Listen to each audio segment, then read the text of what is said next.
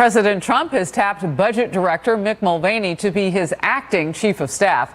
Mulvaney will replace General John Kelly, who's leaving at the end of the year. The president tweeted this: Mulvaney will do a great job. But his pick is expected to face tough times ahead once Democrats retake the House and the special counsel's report is released.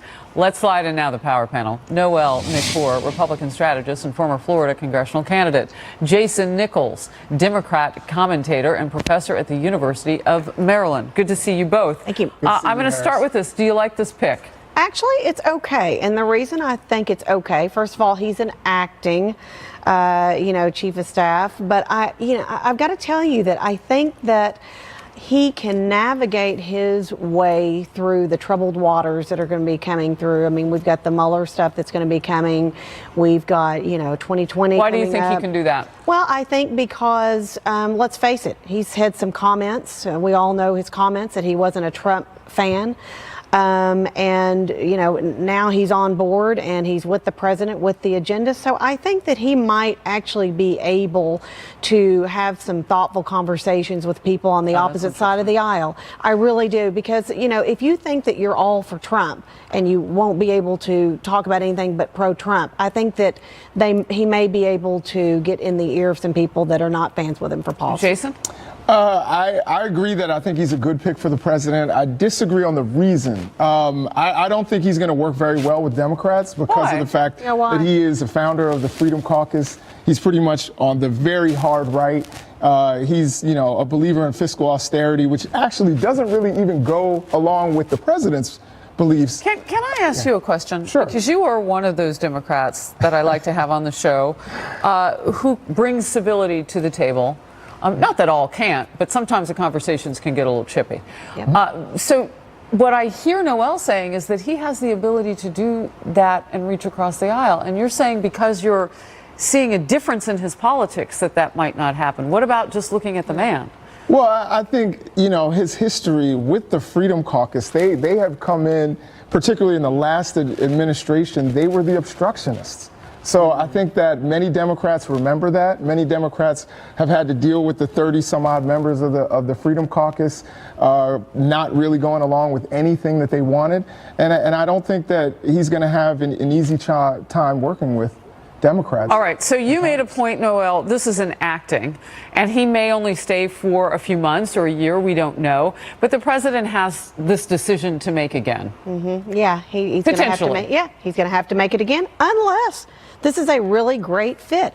I like the fact that the emphasis is on acting because it gives President Trump the freedom to, if he finds someone or if, Mick Mulvaney doesn't, enjoy the position, it gives both the president and Mulvaney a chance to bow out if it's not working. And I like that because it's been an interesting revolving door to find a good fit for President Trump. Well, General Kelly has been there for a while. He has been there for a while, but, obviously, nobody stays for 4 years anyway. No, I guess not. I guess not. Good point. Yeah. I think President Trump he's not going to be reined in by anybody, to be honest. He's a guy who goes on his gut. He makes his own decisions.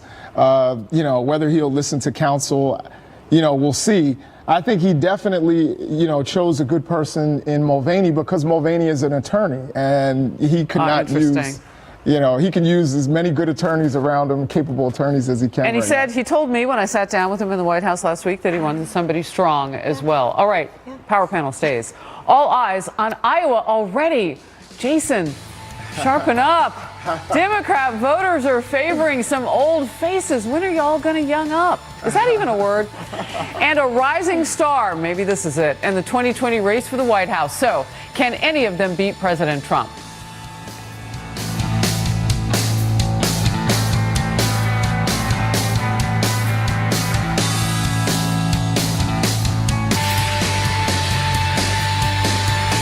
The 2020 presidential election already heating up as a new poll of Democrat Iowa caucus goers shows the frontrunners in what is expected to be a crowded field. Former Vice President Joe Biden, wow, I've never heard of him. A commanding lead over Senator Bernie Sanders, also a newcomer. followed by an actual newcomer, Beto O'Rourke and Elizabeth Warren. Meanwhile, on the other side of the political aisle, Senator Susan Collins says there is nothing wrong with Republicans challenging President Trump in 2020. Watch it. It's up to those individuals to decide whether or not they are going to oppose the president.